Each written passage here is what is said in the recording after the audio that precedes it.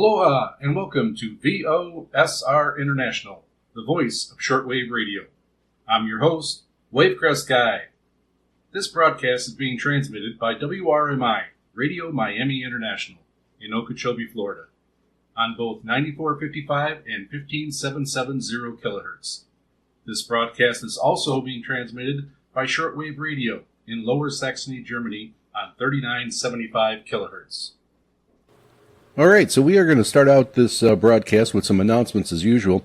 And boy, I tell you, June is just flying along here. This is going to be the last broadcast for June through WRMI. This is going to be broadcasting on June 28th, which happens to be my birthday. I turned 63 on the 28th of June.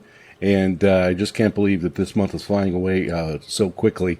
And it's amazing. I'm 1 week. I'm usually 1 week ahead of the broadcast schedule in recording these broadcasts. But ever since Liam did the guest spot, I'm actually 2 weeks ahead. So I had to kind of watch my timing here on the segments that I put on the broadcast. So there's a little bit more thinking involved in remembering where I'm at in the calendar month. Okay, so first off, just a reminders, keep the emails coming in, send them in to VOSRINT@yahoo.com. That's VOSRINT@yahoo.com. Keep them coming in with comments for the shows. Reception reports are extremely helpful. Otherwise, I don't even realize that there's anybody out there listening. So keep those coming in, whether you're a regular listener, regular emailer, or poster. Keep communicating, and that really helps out me to gauge on how the show is going out and what your interests are. Let me know if you want. You have some ideas for some segments, and let me know if you want to do a guest segment. We allow guest segments here. Very easy to do. All you got to do is record it and send it to me in MP3 format, and I will get it on the air. Segments can range from 5 minutes to a half an hour. If you need to talk longer, we can do it in a couple parts. We can definitely make it work. I know there's a lot of people with a lot of experience out there in shortwave radio, and it's always great to pass that along, and I know our listeners appreciate it. Then you can check out our website at VOSRinternational.com. That's VOSRinternational.com. Go over there and check it out. We've got a lot of neat things over there. I usually always put a page on there for different segments that has more information, some links, and some pictures, so you can kind of put pictures and videos together with what I went over during the broadcast. Then also there is a listener's map. If you send in a reception report and let me know what your location is, I put a pin on our map. And I have that post on there. There's a lot of pictures on there of the pins, and we're getting up there, and especially with Europe. We're getting quite a few emails over the last few weeks in Europe, so that's filling out nicely. We've got quite a few countries represented over there. Your listener setups, your listeners' rigs, your radio rooms, your equipment, and I have a page for that also, and I put that on the website, and there's a lot of really nice radios and a lot of great equipment out there to check out over on our website. You can also support the show by buying some merch. We have some VOSR International merch. We got hats, and we got shirts, coffee mugs, mouse pads, desk pads, just a lot of different things. And anything you purchase, the proceeds go to purchasing airtime. So I thank you for that. We've had some listeners go over there and make some purchases, and every little bit helps. Then also, if you're on Facebook, head over to VOSR International. You can join our group over there. Once you join, you can start posting, and then I will read those posts off a lot of times on the mailbag segment, and that works just like sending an email in. You'll put your location in there. A lot of people put video clips of their receptions on the Facebook site, so that's a great page to go over there and join at VOSR International. And then we have our Reddit page. You can go over to Grundig Shortwave Radio. You don't have to have a Grundig Radio to join this group, but it's the same deal. You join the group at Grundig Shortwave Radio, and you can do posts. Then if you talk about the show, and I will also read those posts during the mailbag segment. Bigger group over there. That one's been around a little bit longer than the Facebook group. But really a lot of information and a lot of great people that will help you out over there on both of these groups. And lastly, you can head over to my YouTube channel, Wavecrest Guy.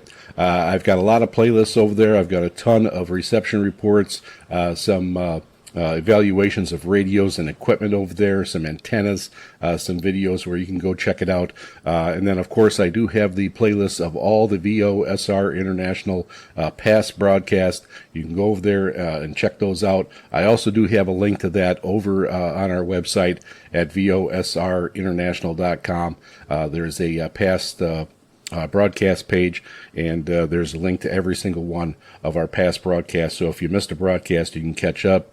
I do some 2-part, 3-part segments sometimes, and if you missed one, you can go check it out. I do have a delay of a few weeks before it gets released over there.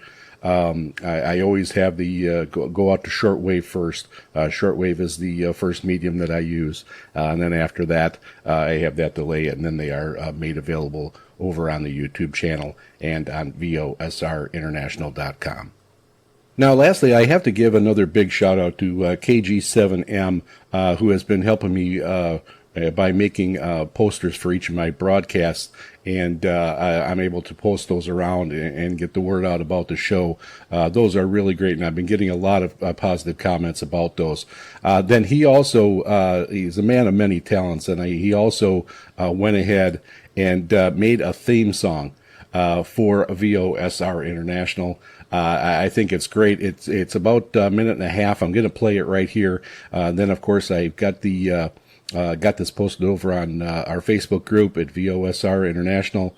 And then if you go over to our website, I have it posted over there, so you can check it out again if you'd like. And then it's also on the Reddit group, Grundig Shortwave Radio, so you can check it out over there. And the name of the theme is From the Pacific to Your Porch, and I'm going to play that right now.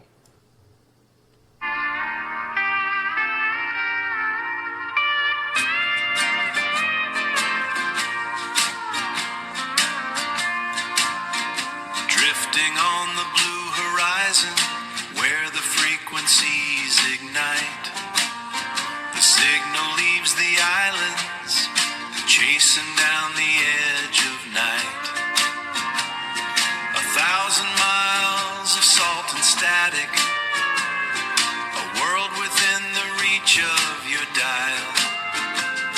From the Pacific to your porch, the voice is calling clear, bridging every ocean just a whisper in your ear.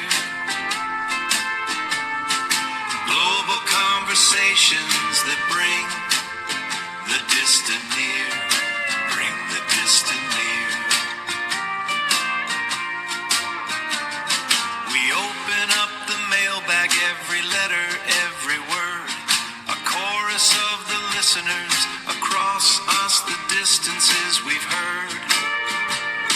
Connecting every time zone in a circuit made of glass and air, made of glass and air. The voice of shortwave radio, the signal wants to go. Aloha from the islands, we'll see you down the line.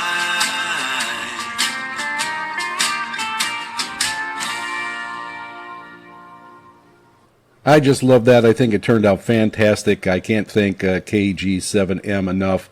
He said he's going to work on a jingle also. If I had a jingle, I would have it on every broadcast. But this is great. I'm going to be playing this every once in a while on the show. And again, you can go check it out on our Facebook group at VOSR International and over on our website at VOSRinternational.com. All right, on with the show. And now another segment of historic shortwave radio broadcasts. And this one is going to return a little bit to some of our favorites from listeners. Was the FDR Fireside Chats. I also did a few of those already, and got positive comments about airing those.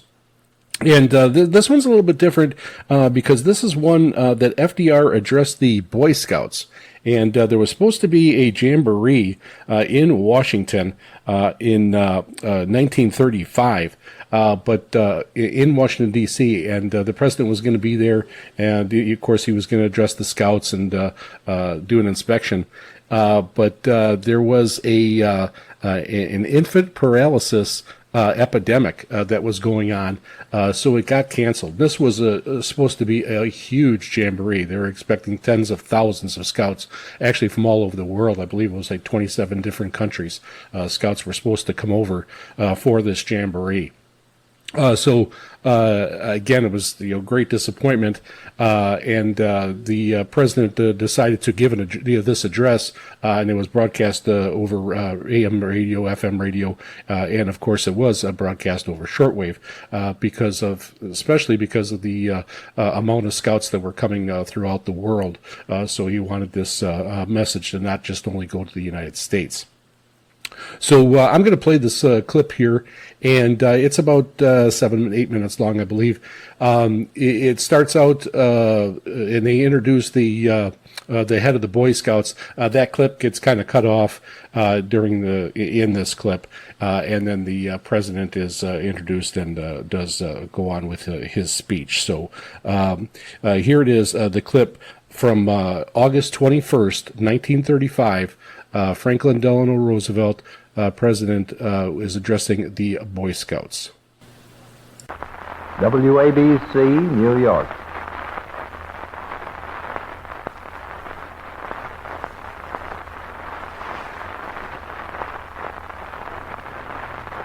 Good evening, ladies and gentlemen, and good evening in particular to the thousands of Boy Scouts listening in every part of the land. We are speaking to you from the White House in Washington, D.C.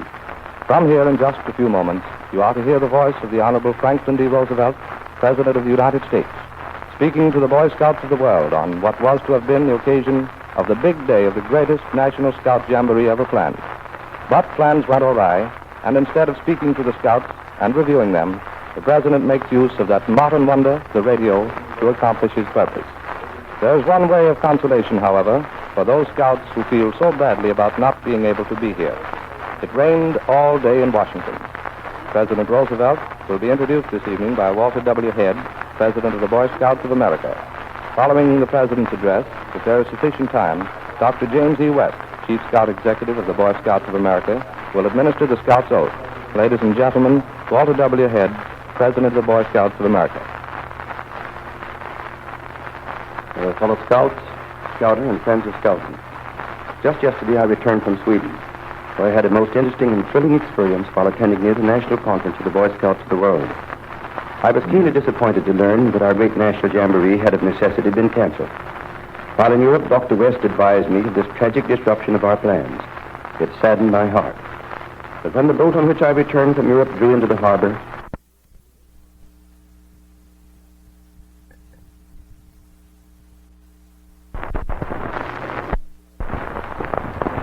the President of the United States. Fellow Scouts, for more than a year, I had been looking forward to taking part in a great National Scout Jamboree to be held here in Washington. But the best laid plans sometimes go awry. A splendid program and a wonderful camp had been prepared for the reception of 30,000 Boy Scouts and Scouters in the national capital. You were coming here from every point of the compass. And in addition to the American Scouts, our brother Scouts from 27 other nations had accepted invitations to send delegations. But alas, a rather serious epidemic of infantile paralysis arose in the vicinity of Washington, and on August 8th, the United States Public Health Service and the health officers of the district and the nearby states concluded that to hold the jamboree would be a hazard and a danger. With great reluctance, therefore, we had to call it off. Except for this unfortunate happening, I would have reviewed this day the thousands of scouts lined up the whole length of Constitution Avenue, and later we would have had a party on the White House lawn. I want you in your own hometowns tonight to know how sorry I am that I cannot be with you myself. I am in spirit with each and every one of your gatherings tonight. You boys, old and young, in every part of this broad land, present scouts and former scouts, your numbers running into the millions, you constitute a very real part of our American citizenship. We are bound together in a democracy operating under a constitution whose purpose was and is to form a more perfect union, establish justice, ensure domestic tranquility, provide for the common defense, promote the general welfare, and secure the blessings of liberty to ourselves and our posterity. The success of that Constitution is dependent on the attitude of mind and the degree of the spirit of unselfish cooperation that can be developed in individuals. Scouting is essentially and clearly a program for the development of that unselfish, cooperative attitude of mind.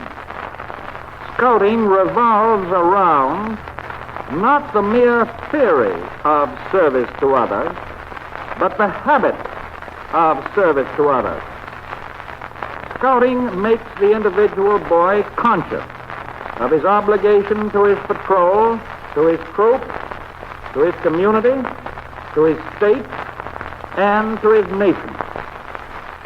Even before you become of voting age, you actually have a part in civic affairs, and you bear responsibilities in your home communities. We older citizens are very proud of the many contributions that individual scouts and scout organizations have made to the relief of suffering, the relief of the needy, to the maintenance of good order and good health, and to the furtherance of good citizenship and good government. You who are active scouts are in addition learning many, many useful things, knowledge that will stay with you all the rest of your lives. You are having opportunities to fall in love with and understand the great outdoors. Do not ever fall out with nature and her wide open breathing spaces. Love them. They will sustain and strengthen you in later years when confining circumstances of life may tend to narrow the spirit or the soul that is in you.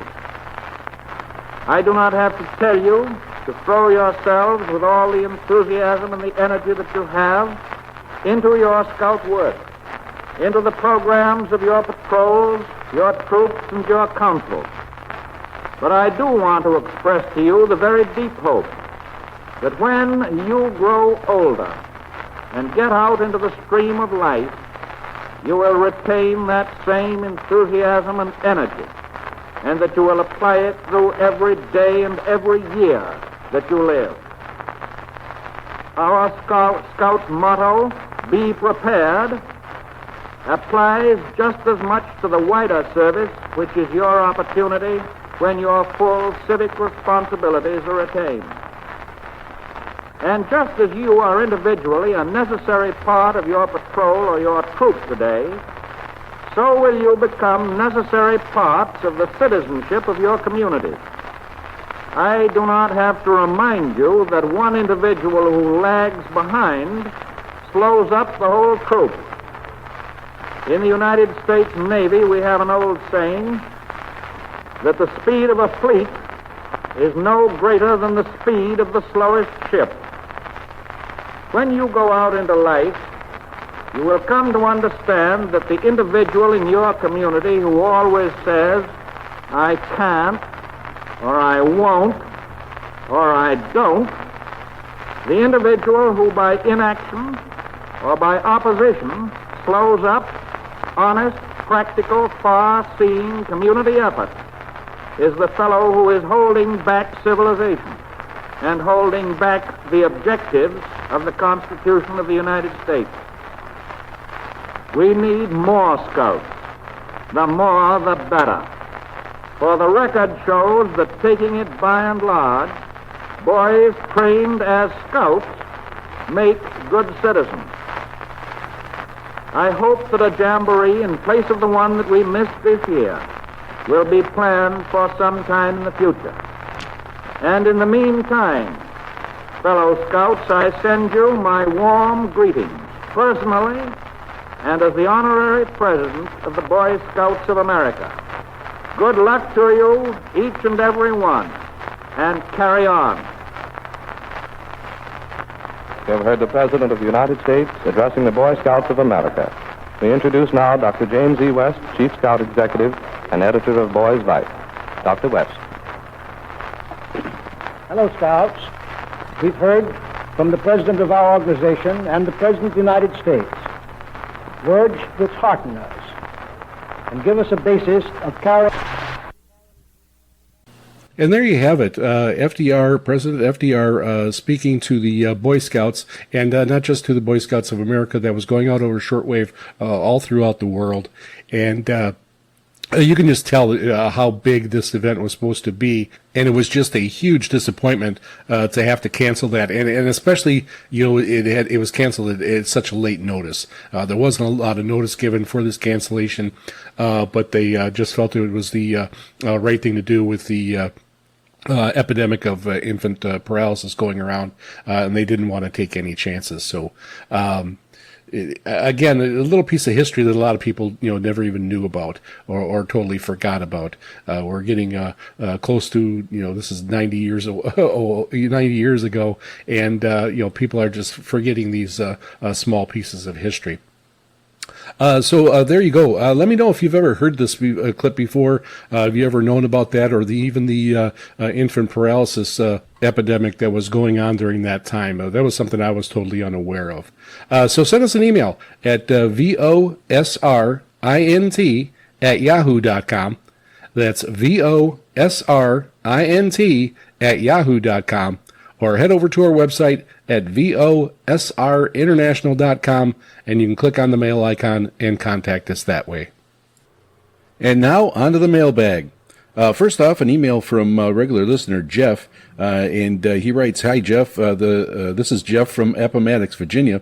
I received my QSL postcard today, June 8th. Looks like it took about a week. The card looks great. Enjoyed the past weekend segment on the fall of Saigon on 94.55 kilohertz, and it was good listening, just a little static and noise. Thank you for making shortwave a great experience." Well, thank you, Jeff. Thanks for letting me know. So that goes from our tiny little post office here in Molokai, Hawaii, all the way to Appomattox, Virginia, and it took about a week. And next we have an email from Fabrizio, and he is a regular VOSR International listener in Italy, and he writes, "Aloha, Jeff. Thank you much for your message and sending the QSL card. I am happy to let you know that the paper QSL arrived today at my address. It was a very pleasant surprise, and I really appreciate it.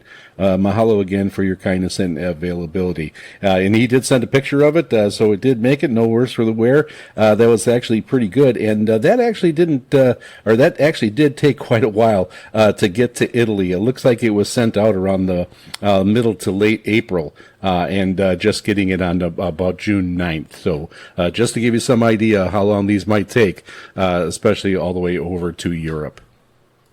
And next we have a email from a longtime regular listener, Paul, in St. Catharines, Canada. Paul is actually one of the very first people to correspond with me when I started the show. So it's really nice to be hearing from Paul again. He writes, "Hey, Jeff, I'm back. I sure missed the shows when I was in the hospital. As far as I know, I'm cancer-free again, which is fantastic news. It sounds like Paul is definitely doing much better. He did send his reception report in, and he was listening on an SDR in Washington, D.C., and reports an SINP PO of 44444 down to a 33333. There was a storm somewhere in the middle. So then he also writes, if you find this accurate, and send me a EQSL or any QSL cards. We did have the new QSL cards in. So, Paul, I have a new one of our postcard QSLs out of the mail to you. So hopefully you'll get that soon. Please let me know when you receive it. And I did send a different, a newer EQSL out to Paul. Thanks again for being a regular listener, Paul, and it's great to have you back and feeling well. Next, we have a email from Claudia from Fürth, Germany, and she did receive our QSL card and replies that it is beautiful. Thank you so much. And thank you for being a listener, Claudia. And lastly, we have an email from Jagel from Ottenau, Germany, in the Ottenau Listeners Club, and he received the QSL card on June 4th. Many thanks for the card. Thank you so much for being a listener, Jagel. And that'll wrap up our mailbag segment for this week. Please continue to send in your reception reports. It really means a lot, and it is the only way that I can tell if we have anybody listening out there. Send comments about the segments. Send out where you're located at so I can get you on the listener map. Send in some pictures of your radio setups and your radios and where you're listening at. Send them all in to VOSRINT@yahoo.com. That's VOSRINT@yahoo.com. Or head over to our website at VOSRinternational.com, and you can click on the mail icon and contact us that way. And now on to an equipment segment. I'm kind of excited to go over this one because it's something that I talked about a few times in the past on broadcasts, but I never really got around to it. I was actually given some copper tubing that I wanted to do an upgrade on my K480 WLA antenna, and I was given some 1/4 inch diameter copper tubing, and it was enough to do a loop of about 36 inches, slightly over actually. And I finally was able to do that. I talked about buying some copper. I was going to go with 1/2 inch, but I was given this 1/4 inch, and I wanted to go ahead and give it a try and see how it would work out. So this is a very simple modification. You can do this modification for any of the loop antennas. You can do it for the MLA 30 plus. You can use it for the K180 WLA. Wherever there's a loop, you can try this modification. Instead of using that small, thinner wire that they actually give you with the antenna, you can make this upgrade. So when I got it, I had to do a little bit of straightening out and try to form it into a loop. And if you don't remember, here in Hawaii, I live in a condo, and I can't have anything set up permanently. So I have mine set up on my antennas, set up on a 5-foot piece of PVC pipe. So I just could set it out. I set the end on a chair, and then I lean it over my balcony, and it leans out forward, and it works perfectly that way. I could take it up and down in a matter of seconds. So I was doing the same with this. Now with this, for right now, because the loop was so much bigger, I had to set it down farther on my piece of PVC pipe. So I am going to get an extender, probably another 3 feet. I got to try to keep it at about 10 feet because that's how tall my ceiling is on my lanai, and I just keep it set up out there, and then I just grab it from the corner and set it out over the railing. So I just have to buy another piece and get a union and extend it out a bit. But I am going to have pictures of this, how I've got it set up, my old one, how I got it set up, so you can see on how I set my antennas up and how they work. I've tried them in all different positions, different directions and everything, and the best that works out for me, I'm facing the east, and it's set out over my lanai at about a 45-degree angle, and it works good pretty much on every frequency in all directions. So this is the way for me that it works great. So again, this is an ultra simple mod. All you got to do is form a loop out of it. And then on the ends, because it is copper tubing, I took a pair of pliers and I flattened the ends of it that I was going to connect onto the antenna itself. There's 2 terminal posts there, and because of the thickness of the tubing, you have to have a good set of pliers to flatten that out, or if you have a vise. Again, I live in a condo, so I don't have a ton of tools like I used to have when I owned a home. But I had a good set of pliers, and I was able to flatten it out pretty easily. Then from there, all I did was take a drill bit, kind of matched it up to the terminal to make sure I had the correct thickness. And I went ahead and I drilled through the tubing, which again, in a matter of minutes, it was complete. Then after that, of course, I had to remove the small wire that was on there, that the loop that the antenna came with, and just a couple wing nuts there. Put the holes over it, and then put the new heavier duty loop up there and screwed it down. And then basically I was ready to go. So it's a very simple upgrade that anyone can do. If you don't have a drill, I think you could probably get away with using a nail, sharp nail. It's something to get through. I would use a smaller nail first to get the hole through, and then you can open it up. Otherwise, you might get a split because there's not a ton of room there with a 1/4 inch. If you have a 1/2 inch, you're not going to have a problem doing that. So I went ahead right away and I started listening. And timing actually ended up being pretty good because I don't know if you know it, but the way the time is here in Hawaii, we're on Hawaii Standard Time. So that stays that way throughout the whole year. We don't switch to daylight savings time or to standard time. We don't make that switch. And the one thing about Hawaii, where we're located on the planet here, we don't have a huge gap with how long the days run for daylight. It's not near. When I lived in Wisconsin, it was quite a bit, and especially with the time change. Here, it's only about a couple hours, so it's not that big of a deal.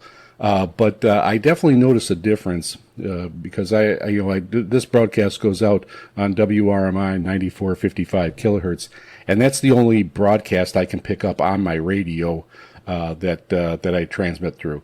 And I get it in pretty good. Now in the winter, when there is no when it gets darker earlier, because the broadcast on 9455 kilohertz comes in at 5 p.m. Hawaii time, and so between 5 and 6 during the winter, it's starting to get dark then, and so I will get the show quite a bit better as the program goes on, but it usually always comes in a nice strong S7. As we get closer, towards the end of spring and into summer, when the day gets longer, it's not getting dark at that time, and sometimes I'm only getting it in at like an S5, which is still definitely listenable. And I haven't really had too many problems except for with bad propagation, where I haven't been able to pick up the broadcast. So I've pretty much always been able to pick up the broadcast, but definitely sometimes it's better than others. So right away I started tuning around the bands, and I wanted to check some of the stations that I usually get in pretty good, and the ones that I only get in fair. So one of the stations that I listen to quite a bit is Radio New Zealand International, and I usually don't pick it up very well during the daylight here in Hawaii on 17675 kilohertz. So that is one of the first stations I wanted to try to pick up and go to. And again, when I pick it up, it's like an S3. It's just above the noise floor. Listenable, but you got to you really concentrate.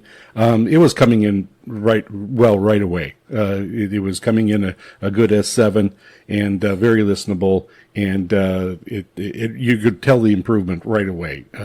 So it was obvious. And on the K480 WLA, I had the gain set to about 11 o'clock, so less than half. When I went above that, you just pick up a little bit more noise, and there was no benefit to it. So that's where I had the settings on the antenna. And then later on, I always got Radio New Zealand extremely well on 9700 kilohertz, and it came in even stronger with that. So it was amazing right away. So right then I knew that this was definitely worth the time, and it only took a couple minutes. So it's definitely worth doing this upgrade. So one of the other things that I wanted to mention, I still have a K180 WLA set up on my lanai also, so I can set that up at any time also. Now the difference between the two, the K180 does not have the gain adjustment that's simple like the K480, but in general, the reception wise, the K180 was pretty close. So there wasn't a huge leap with the K180 to the K480 WLA. Where the K480 WLA shined is on those really, really weak signals. I would be able to pick them up by adjusting the gain some, where I couldn't do that on the K180 WLA. So for stations, like Radio New Zealand here, or when I'm listening to my broadcast on 9455 kilohertz, they both pretty much, came in about the same. So one other thing that was big for me was that later on towards the evening, it was probably about 8 p.m. here in Hawaii, so definitely dark outside. And I was picking up 5850 kilohertz WRMI really well. Now, before with any antennas, even before I made this modification on the K480 WLA, if I picked up 5850 kilohertz, it was always after midnight and just above the noise floor where it was listenable. But again, you had to concentrate a little bit. So, not the best. I'm picking up 5850 kilohertz with this modification, no problem. Not so much during the daylight, because I've been trying during the daylight.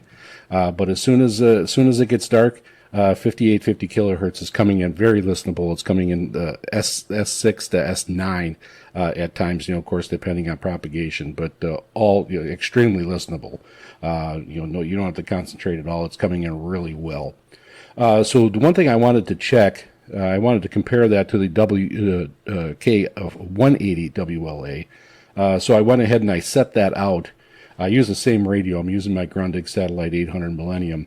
And I just switched the antenna from the new modified K480 WLA over to the K180 WLA, and I didn't even pick up anything on the K180 WLA. I wasn't picking up 5850 at all. Couldn't even tell it was there. As soon as I switched it back over to the K480 WLA with the modification, came in perfectly. It was coming at S9. So really, really a huge difference. And that really is a big deal for me. There's a lot of programming on 5850 kilohertz with WRMI that is coming in much better times for me here in Hawaii. Some of the shows that I like, Wavescan and others, World of Radio, they're coming in at 2 o'clock in the morning, 3 o'clock in the morning, which sometimes when I'm up listening, it's not a big deal, but otherwise, to consistently listen to those all the time, it can be an issue. Now with 5850 kilohertz coming in so well, that is definitely a huge option for me now.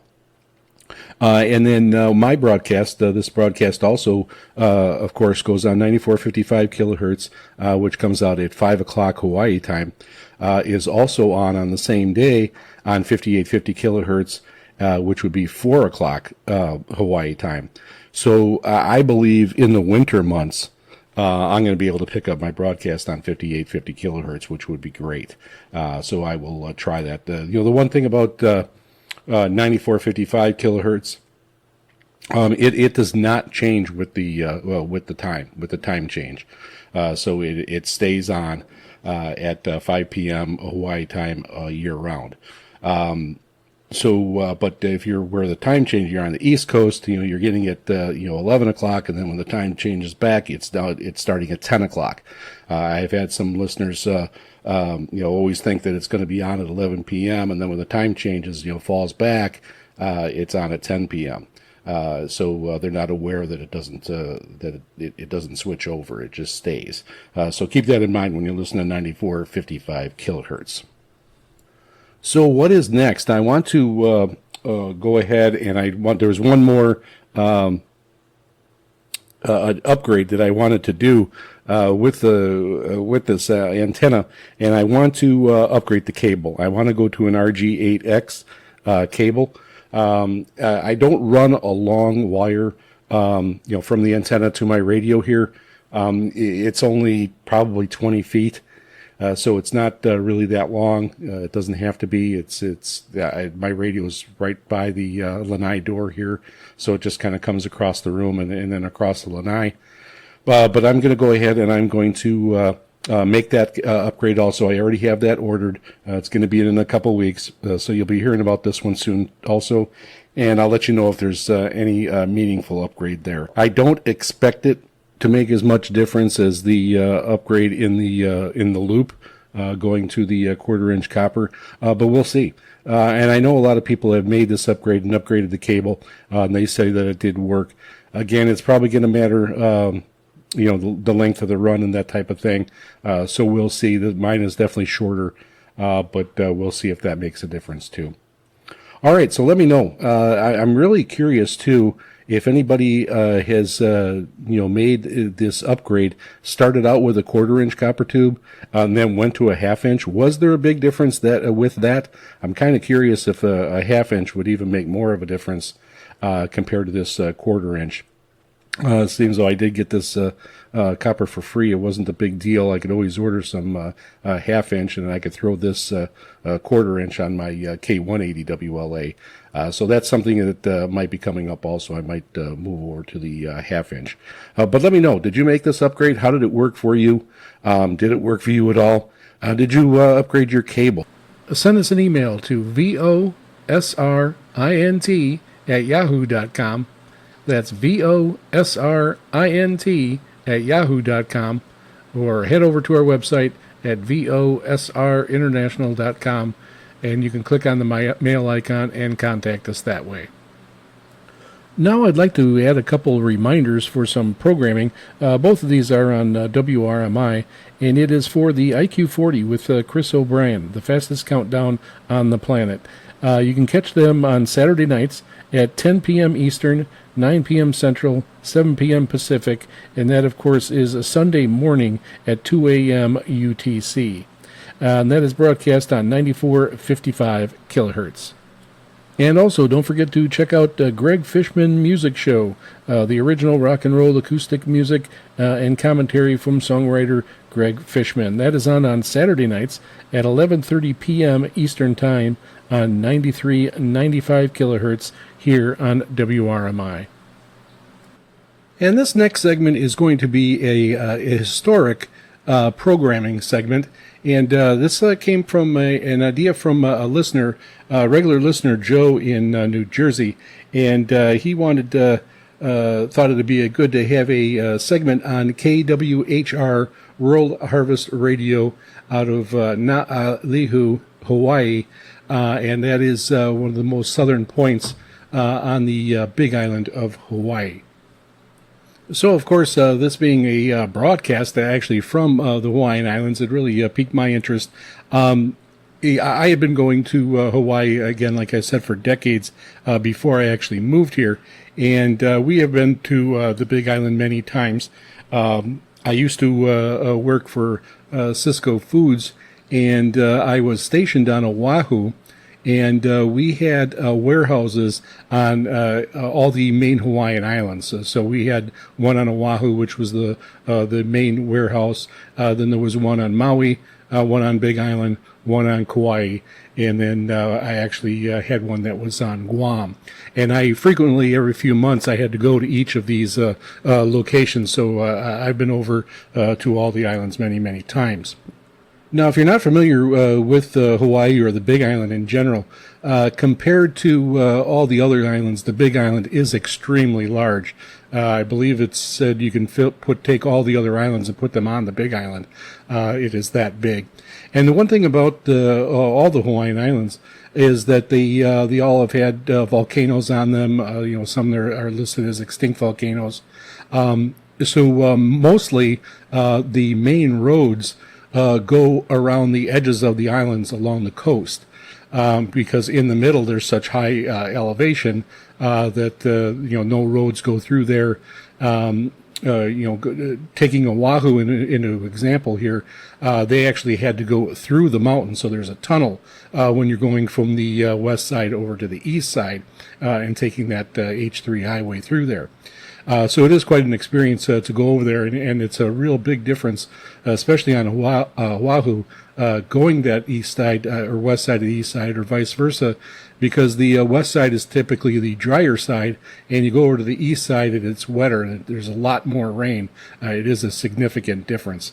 And that's pretty much the same on all the islands. There's all the microclimates are on these islands. So the Big Island has active volcanoes on it, of course, and they are extremely tall. Actually, going from the ocean floor to the peak, there is the highest mountain in the world over on the Big Island. So there is just a ton of different climates there, and it is just so large, and it takes a while to drive around the Big Island. Now, they did put in a bypass or overpass that goes from the east to west. But the elevation on that road, it's called the Saddle Road, is extremely high.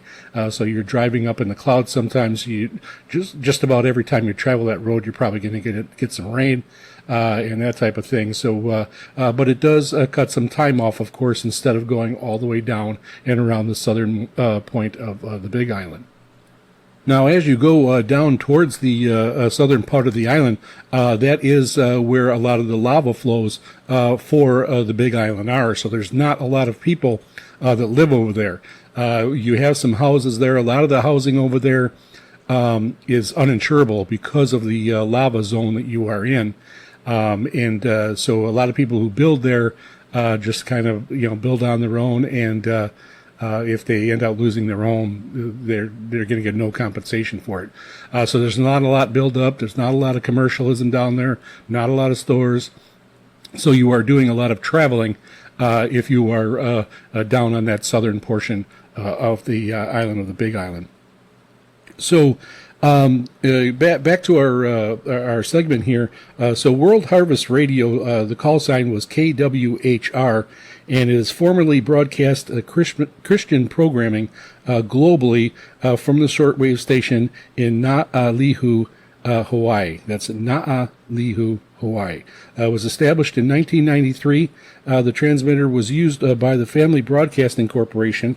That was formerly LESEA to reach audiences across the Pacific. However, the Hawaii station has been closed and operations are now concentrated in South Carolina. So the location, the Hawaii transmitting facility was located in Naʻalihu near the southern tip of the Big Island. And I do have a picture of their antenna and their station, and I am going to go ahead and post that on VOSRinternational.com. I will have a page set up for this KWHR segment that I'm doing. So you'll be able to go check that out, and I will have some links with more information. So the years active, the station was highly active in the 1990s and early 2000s, broadcasting to the Pacific Rim and Asia. The current status, of course, the Hawaii facility, along with other auxiliary mainland stations, were eventually taken off the air. Family Broadcasting Corporation now primarily utilizes high-powered transmitters in South Carolina and Palau, to broadcast. And one thing about that broadcasting coming out of Palau, I do get that broadcast here on Molokai, and I get it fairly well, especially after I upgraded my antenna. It used to be, somewhat rare, or I'd get it later on in the evening. When I got it, it was usually barely listenable. Now it's actually coming in with the upgraded antenna here on my K480 WLA. It's actually coming in really nice, and I could actually listen to it pretty well. They have historic QSL cards. I do have a couple pictures of their QSL cards, the old ones that were sent out, and I will also have that put over on our website so you can check those out and see how they were. And of course, like all the radio stations, they did have an intro for their broadcast, and I do have a clip of that.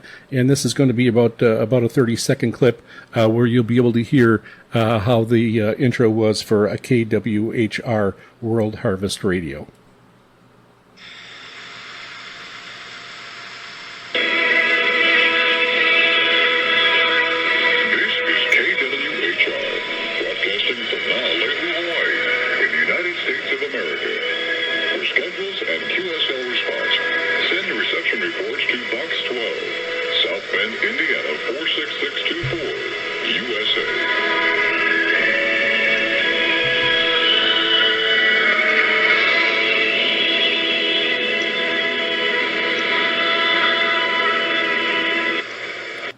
So now back to a little bit more history. So World Harvest Radio International was a shortwave radio station in the United States broadcasting conservative religious programming worldwide in the English language on a number of frequencies.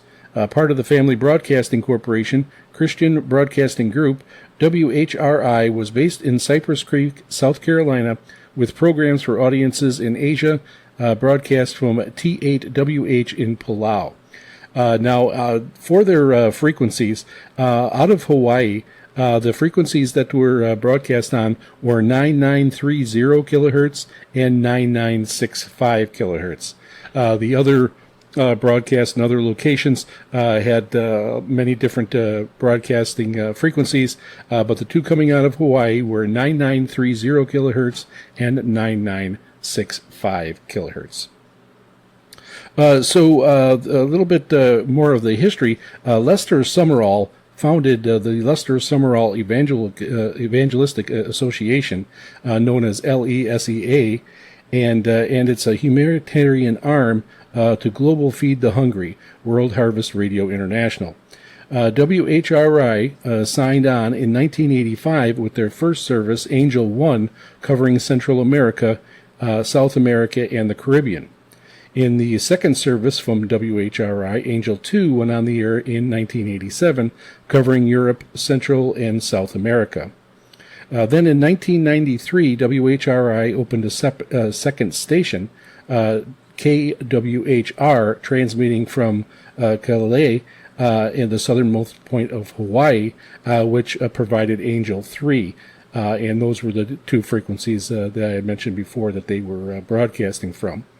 Angel 3 covered China and Eastern Asia, expanding in 1997 with Angel 4 covering the South Pacific. The license for KWHR expired in 2009.